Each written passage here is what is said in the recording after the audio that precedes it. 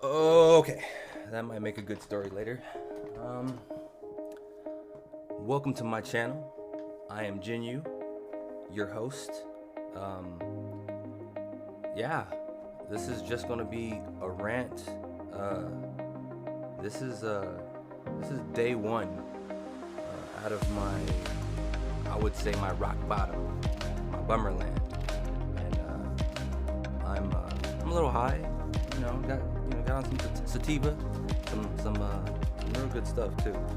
And before you start judging, I have my medical marijuana card. Thank you. Okay, I'm in Pennsylvania, and it's because of my service-connected pain that I have from being in the army. Yes, I'm a veteran. Okay, so that's why I do it, and it's because also I've had this pain since 19 years old. 19 years old is the first time it was annotated in my active duty medical records. Okay, and I almost got medical boarded out of it, but I fought to stay in. But yeah, I'm 39 now, and I'm still dealing with the pain. It's constant. It doesn't stop. It's just sometimes it's at a 3 or 4, mostly, but it goes up to an 8, 9. It gets pretty bad. Anyways, I'm gonna be doing a lot of editing. But yeah, I've been going to the VA since I got out the military in 2006, and they have been able to do nothing for me for my pain. So I got to a point where I was like, fuck it, you try weed, because I heard a lot of good things about it, and it helps. I don't know if it helps because it like dulls the pain, or if it just like does something to my dopamine or my head, and it just makes me feel. I just know it makes me feel better. It just, instead of making me want to off myself, it makes me feel like maybe it's not so bad, So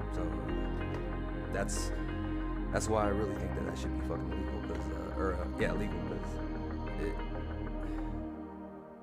it's the only thing that's working for me right now. So until I get something better, my sister found some.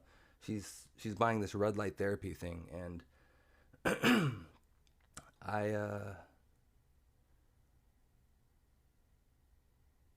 I'm hopeful because they have like a money back guarantee. Like you don't even have to pay the restocking fee.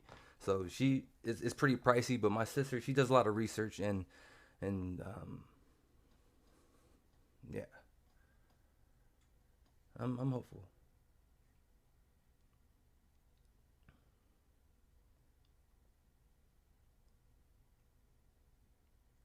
But anyways, I just watched uh, this TED Talks, and it kind of I got really emotional watching it because it kind of answered some questions for me. I mean, I I kind of already knew the answers, but and I know that you shouldn't like take anything that you watch just on the internet. You take it with a grain of salt, especially on YouTube or some shit. But um, this guy makes a lot of sense. Uh, his name is Paul Rulkins. Paul spelled regular. Rulkins, Rulkens. Why the majority is always wrong. Yeah, I'm not gonna go too much into it. Just basically says that most people uh, can't think outside the box. He said something like 97%, and like 3% of us, uh, basically, we see things differently, or we might have a better way. Most that's a better way to put it, and it makes things. It just makes sense because there's been so many times where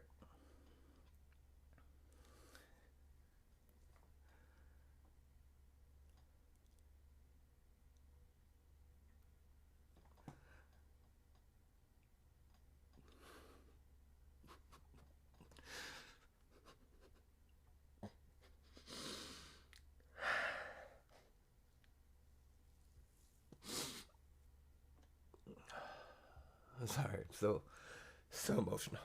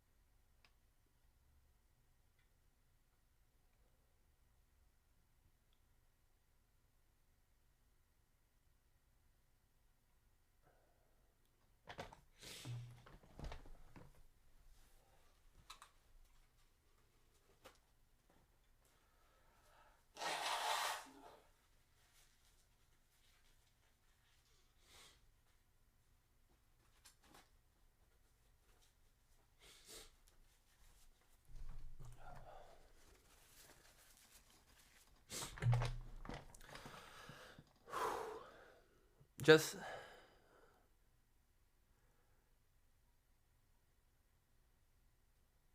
just imagine being 39 years old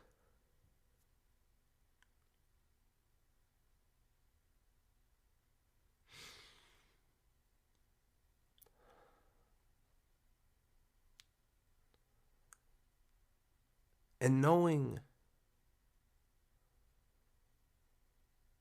the better solution most of the time when there's a problem that requires a solution, but people who have more influence over you, more authority, want you to do it another way. Now I understand there's situations where like there's a reason for it to be that way. I'm not talking about those situations. I understand those situations. I'm talking about when you have a problem and you guys come to an answer, but then you think you might have a better way that can, it may be more organized or it'll cause less issues or whatever, right? That's the story of my life. And but I also have like these like heavy ADHD symptoms. I went to the VA, got checked out. They said I didn't have it. They just said I had the symptoms, which just didn't make sense to me. Um, when I was very young, uh, when I was living in Maryland the first time, when my dad was still in the army, he was like, I think he was like deployed or something, and so my mother stayed with her sister in Maryland. I think we were at Fort Ritchie, Maryland, because my sister, my aunt, my uncle was in the army, and so we were at Fort Ritchie, and um,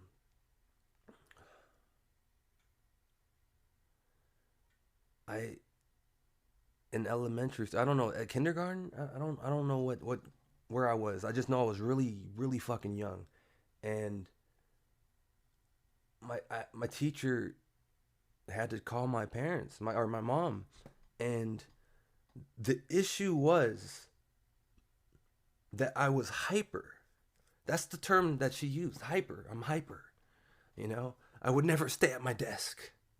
I would always go to other people's desks. Like I could never focus, never sit still. And so I got put on this medication. Like there was these pills that I got put on, and my mother ended up taking me off of them. I have no memory of the pills. My mom said she took me off of them because I wasn't myself. Like it scared her. She said I wasn't myself. I remember going to like some restaurant or whatever with the teacher. I think her name was Miss Lucas. That for whatever reason that's the name that's in my head. I remember her. I remember how she looks. But we went to this restaurant and it was me, my mom, and Miss Lucas. I hope that's her name because that's what's in my head. And for whatever reason, I like parsley at the time, and so they ordered me like this big plate of fucking parsley. I know it's garnish, but for whatever reason, I ate a big plate of garnish. Like, anyways, like yeah, like I was on this medication. I don't know what it was, but and I when I bring it up to my mom now, like it's like she's ashamed of it or whatever, and she doesn't want to like talk about it. And I was trying to, I'm trying to get like more information out of it, right? I'm trying to be like, hey, what's the name of it at least, so I can actually go to the VA or whatever and get more information about myself. Because all my fucking life, I knew I wasn't fucking normal.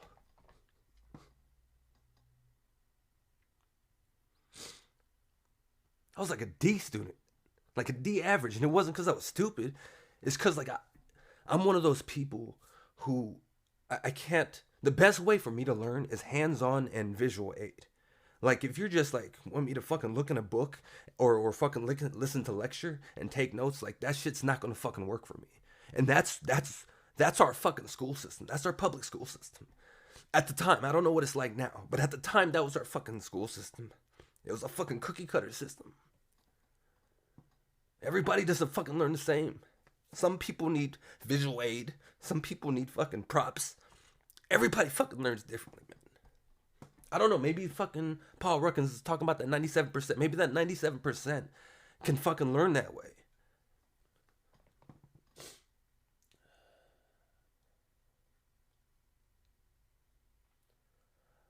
My whole GI Bill was fucking wasted.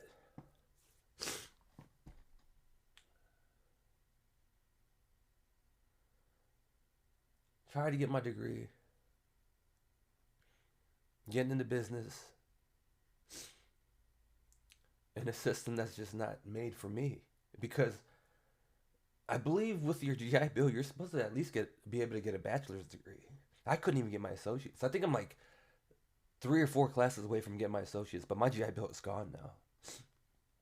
Like it both expired, and I think I only had like 4 months left on it, anyways. But I was holding on to that 4 months as much as I can, or much as I could, because once you use all of it, then you lose all the other benefits that was coming with it, like the vet tech program.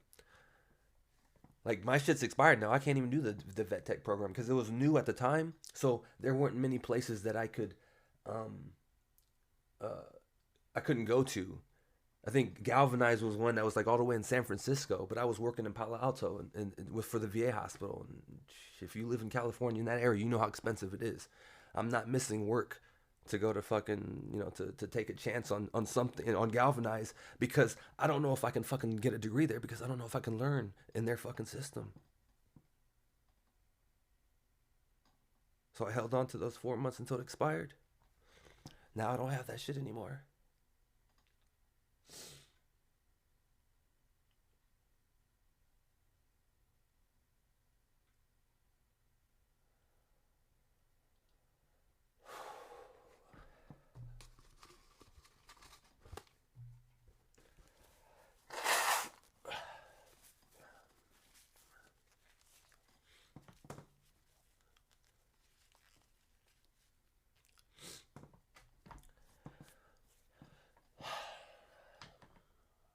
2020 was a bitch, man.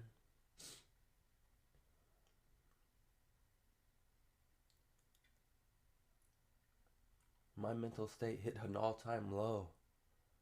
So hard. It was between me not. I think it was the politics that was getting so bad. The political atmosphere was so bad. And again, this falls back to how the thinking outside the box thing. Like, look, I get. I don't blame anybody for how they for their beliefs. I don't. I don't care if you're a racist. I don't care if you call me nigger. I don't care if you call me chink. I don't care if you call me gook. I'm all three. I don't care. It doesn't matter. For 2 reasons. One, it's just fucking words. I don't give a shit. But two, more importantly, and if anybody's listening to this shit, this is the most important thing I hope everybody takes with them. Everybody's the way they are because of how they were raised. We all start off a fucking blank canvas. You are a reflection of your parents, what they tell you, how they raised you, a reflection of your friends. your community, the media that you listen to. You're a reflection of all that. So if all that shit tells you to fucking hate me because I'm Korean and black, then you're gonna hate me because I'm Korean and black. I'm not gonna fucking. I'm not. Why should I hate you because that's the way you were raised? Like, you know what I mean? You can unlearn that, but that's up to you. That's your own choice. That's your own choice. I'm not gonna fucking hate you because of that. Okay? If you're listening to this and you're a racist, I don't care. I don't care. If you're Christian, God bless you. Okay? The only thing I want in life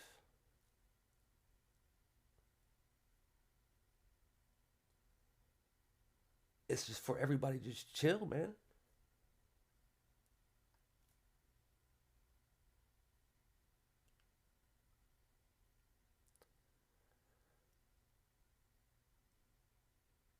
Like this shit is getting out of hand. It's not that serious.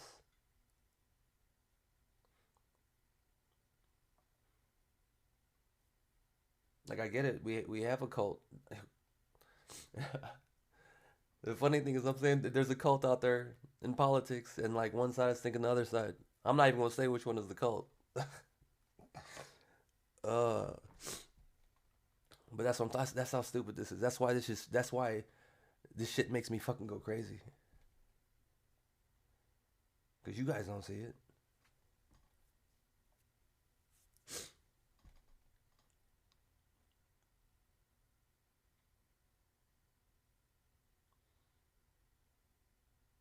Wow, I wasn't even supposed to talk about any of that shit. I came on here wanting to talk about attachment. Okay, I got high, and I got into fucking deep thinking mode, like I always do, right? If I get on some good sativa, then my shit goes on fucking like my brain is already non-stop thinking, right? I'm always fucking thinking. But if I get on some good sativa, good ideas come about. Anyways, attachment. I was thinking about like first of all, I think the term is agnostic. Like I was raised Christian. Um I actually just recently walked away from Christianity like fucking 2020. I think it was 2020 actually. Um but I don't want you to get the wrong impression. It wasn't an impulsive decision. I don't important decisions like that. Um, I take a long time uh, before I come to a decision, and once I come to that decision, that's it. And you can't sway me. So this is why it annoys me when people come up to me trying to bring me back to Christianity, trying to convince. It's like, no, look, I've already thought about everything. I weighed out the options. Okay, what I've come to is that the only thing at that point that was keeping me uh, in that religion was fear of going to hell. Okay, and yes, that's still a fear, um, but not because I'm a Christian, but because I'm just still that open minded. Okay, so I'm not saying that God doesn't exist, but I'm not saying that He does exist either. Okay, I just need more proof than faith. Okay, I know that uh, Christians will talk about like, oh, you know, the Bible, and they'll read all this stuff that this is proof. No, that's not proof. Don't. I'm sorry, man. I'm not being disrespectful. I'm not trying to be rude. Anyways, I'm not trying to be rude, and I apologize if you take it that way. Okay, I'm saying if Jesus came down here right now and said, you know, hey, I'm Jesus, Christianity is the religion, I'll be like, okay, I okay, I worship you then. You okay, but I have some questions because some shit doesn't make sense to me. Okay, that's me. Okay, that's me. I just need more proof than just uh, some book that was uh, written back in the day, because there's too many flaws with that shit, man. There's too many flaws with that shit. And what I mean by that is translated from another language. One, shit gets lost in translation all the time. Okay. Two, how many fucking versions of this fucking book is there? Are there? Is there? Are there? Are there? How many versions of this book are there?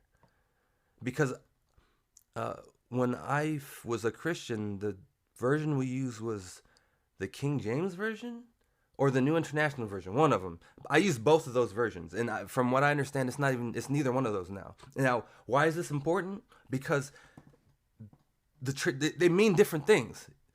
Example, what was that one? What the fuck was that one verse?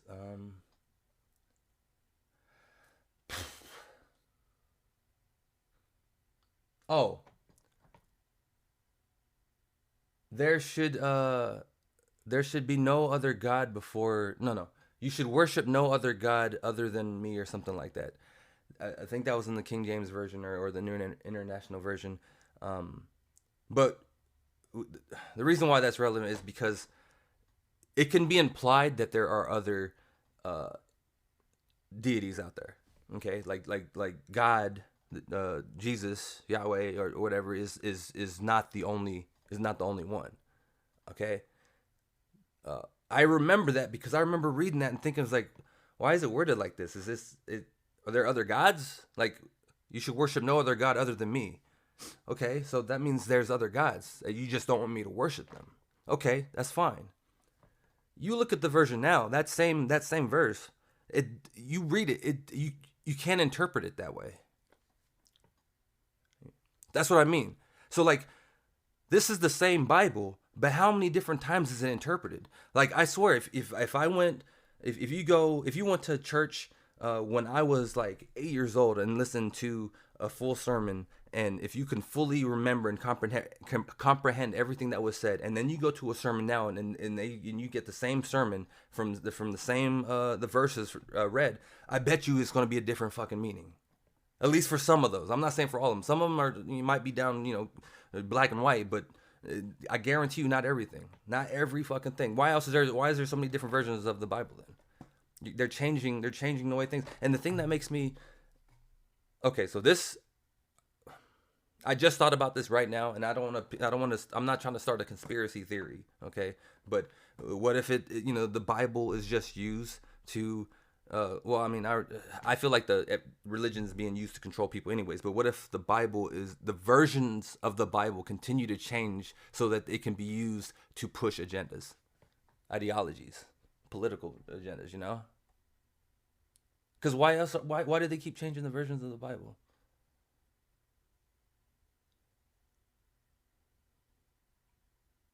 Anyways, I fucking lost track of what I was saying now. See, the fuck was I talking about?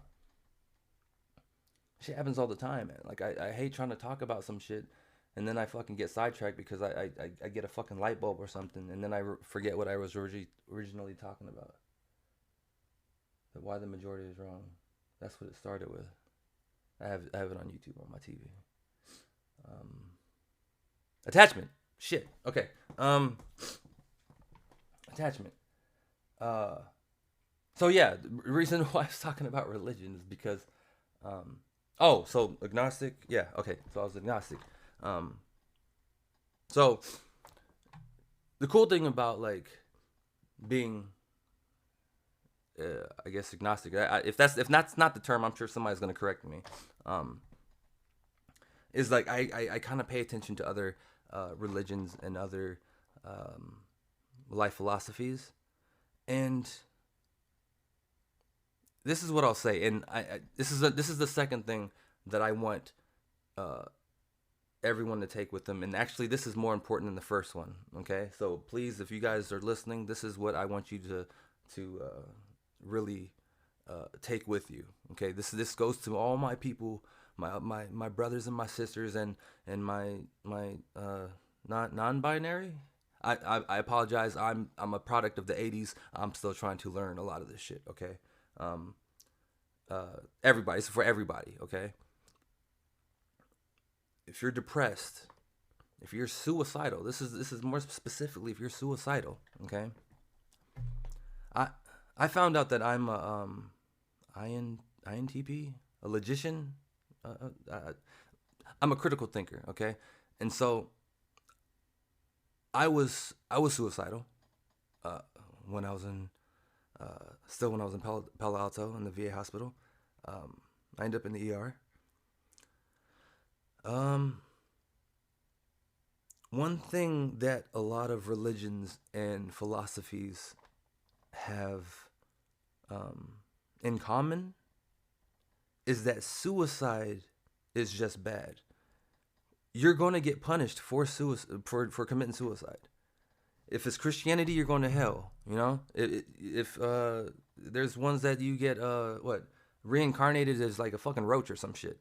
Um, there's there's so many life philosophies and religions where where suicide is just there's nothing good about suicide. It's not going to be good, and so you just gotta tough it out, man. I don't think I feel like depression comes comes in and out or whatever. I don't know too much about it. I only just started getting it like 2 years ago, 3 years ago, something like that. Um, but it's I feel like I'm starting to come out of it. Like I said, after today, after looking at that fucking TED Talks, why the majority is always wrong. I I feel like I started cleaning up. I was actually about to hop in the shower and actually cut my hair and everything, do some hygiene because I mean the familiar symptoms of depression. Enough said. Um, but yeah, I feel like I'm coming up because of that, and so I don't think it's not gonna be forever. I don't think you're gonna be okay, but just understand that if you go that route, it's there's a chance that you're just making things worse for you. Like it's not gonna end. You're gonna make it worse for you. So, anyways, this is this goes back to the attachment thing I'm talking about because this is my philosophy of the afterlife. Okay, there's a lot of uh, religions and philosophies that also talk about like attachment being a bad thing. One of my favorite ones is Star Wars, attachment with the Jedi, right? But I start to think about it, like why, like I understand why attachment could be bad, but I wanted to know like why, like there's a lot of monks, that do that. Why? I don't know. I try to think deeper into it, and then I thought about this. What if our attachment is what's keeping us here on this earth?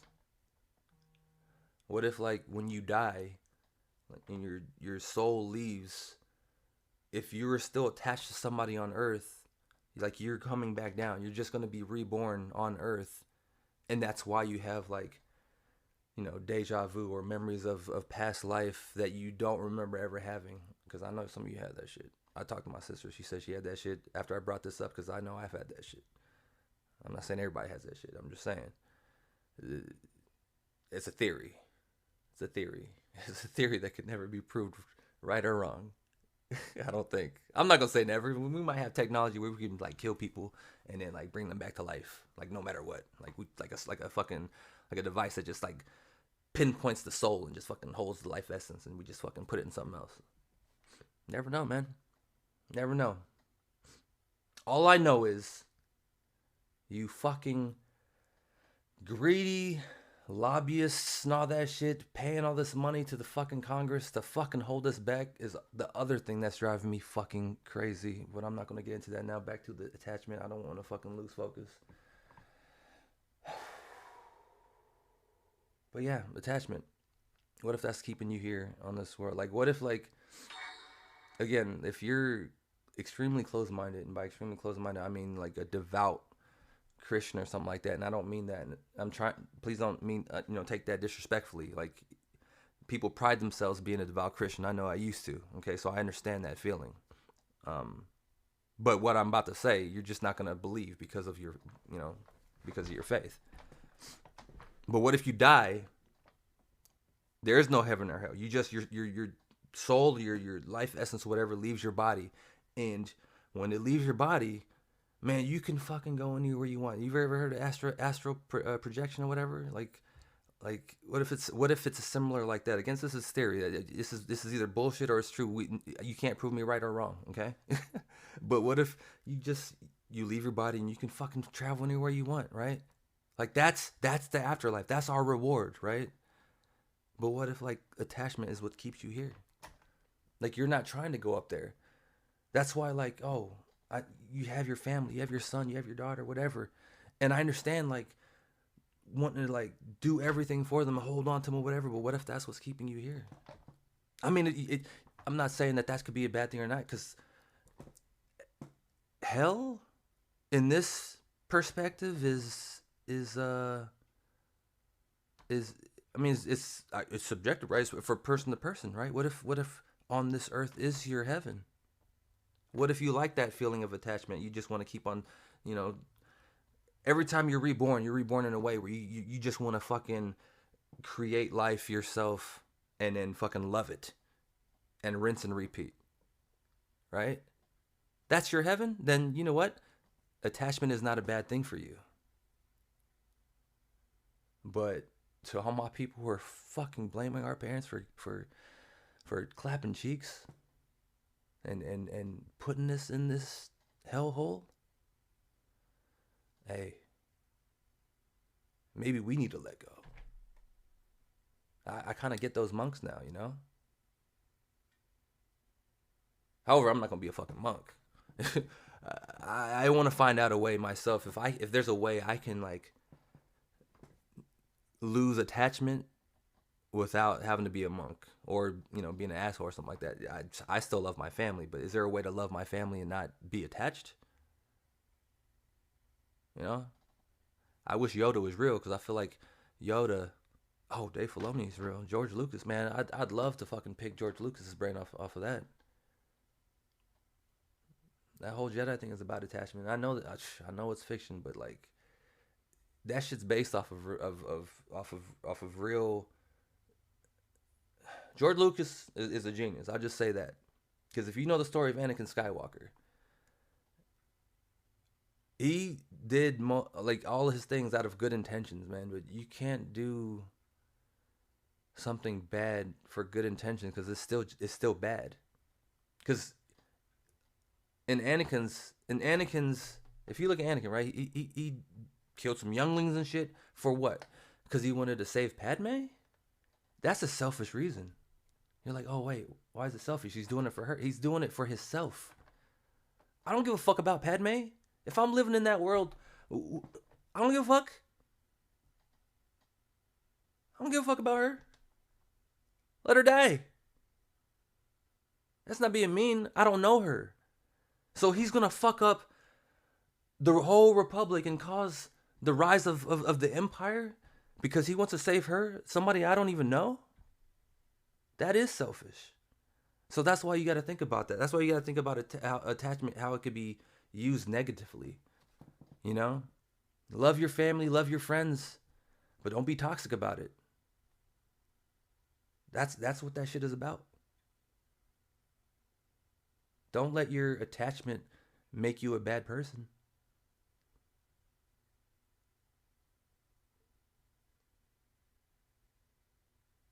Because I know when I die, I want to leave here. So that's my new philosophy right there. So I'm going to start working on letting go of my attachments. Not to the extreme. I don't want people listening like, oh, he's going fucking crazy. People in the comment like, oh, he's going to fucking murder everybody. No, I'm crazy, but I'm not that crazy. I'm not psychopath crazy. I'm just fucking crazy. I can't turn my brain off. I have too good of a heart to ever do something like that. Know that. People who know me understand me. I'm one of those people that fucking cries at movies. Not just fucking cry, but like I fucking bawl. Like I absorb emotion. Okay? It's a gift and a curse. It's been a gift lately. If you are one of those people, YouTube reaction videos, oh, so fucking good. So fucking good. Find your favorite reactor. Find your favorite reactor. Find your favorite TV show, your favorite movie. Find your favorite moment in media history. Okay? If you were a Seahawks fan, There are fucking videos of the tip, compilations of the tip. Do you understand that? You know how sweet that is? Relive that moment. It's fucking beautiful.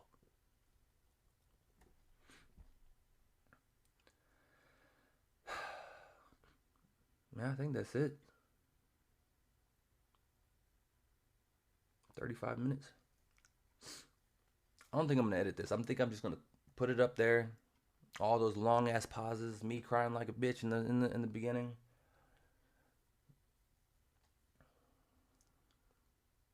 Bitch is a non-binary term, by the way.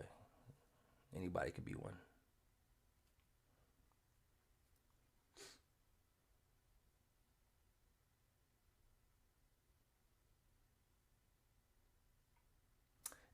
Hey, last thing. If this goes viral at all, Disney, Lucas Games in particular, Star Wars Galaxies 2. Okay? Star Wars Galaxies 2, it's time. Make me in charge of it. If this goes viral, you see what I'm about. This is my resume right now. I don't have shit going for me except my creativity, my logical thinking. That's all I have going for me, and my good heart. I promise you, I got good ideas for Star Wars Galaxies 2. Star Wars Galaxies 1 was ahead of its time. Oh, it was ahead of its time. Motherfuckers are still playing it right now. That game came out in 2003, July 2003. People are still playing it now in the emulator.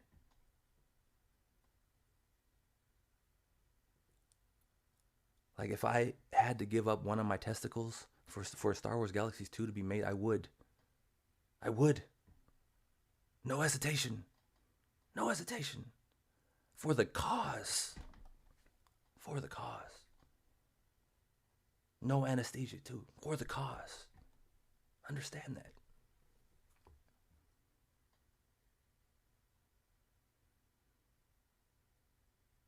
Sam Woodward? I thought you texted me. No.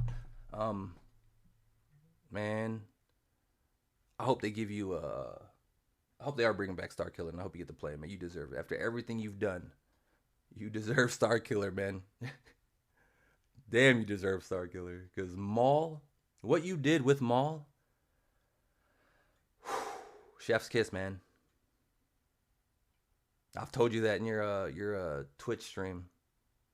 You were extremely talented, and I love it when I watch other reactors and they appreciate your voice acting. I think the normies was the last one I saw that appreciated your performance in Brothers, in the Brothers episode of the Clone Wars. Phenomenal performance, man. Like, anybody who has not seen that shit, first of all, I'm jealous of you because you have a chance to see all of Clone Wars. It's a fucking masterpiece.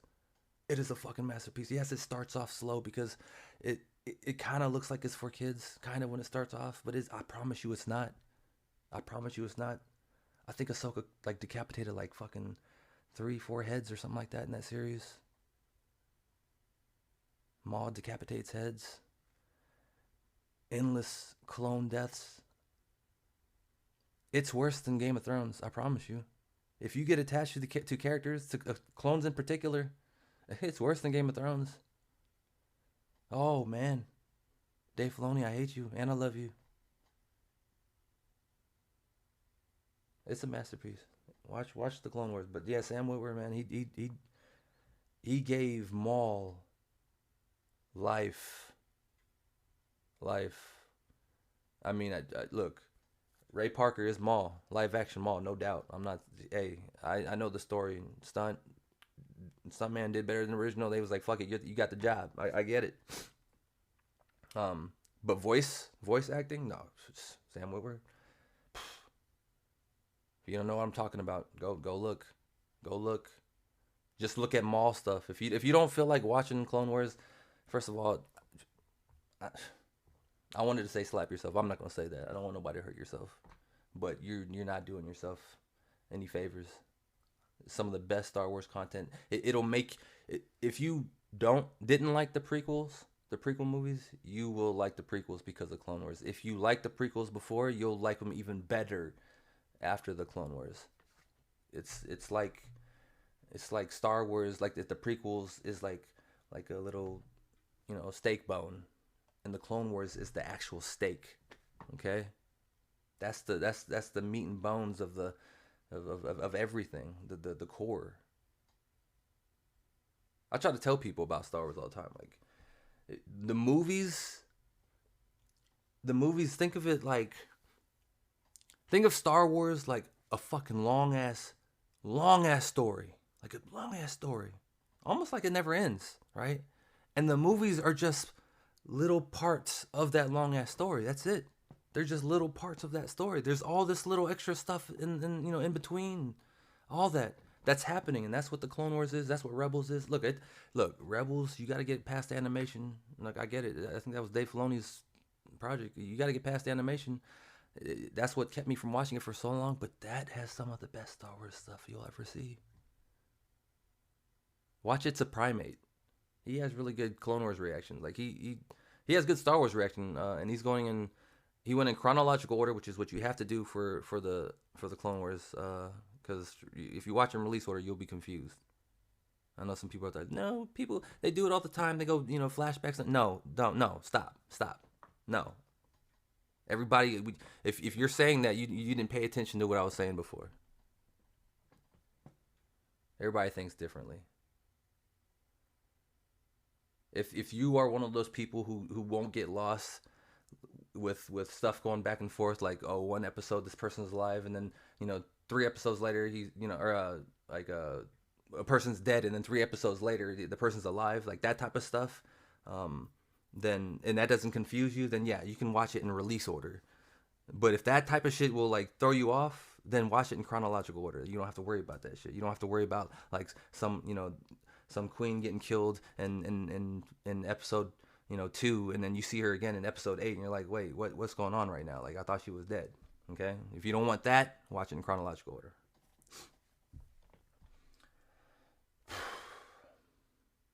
All right, I think I'm sobering up, which means I have to take another hit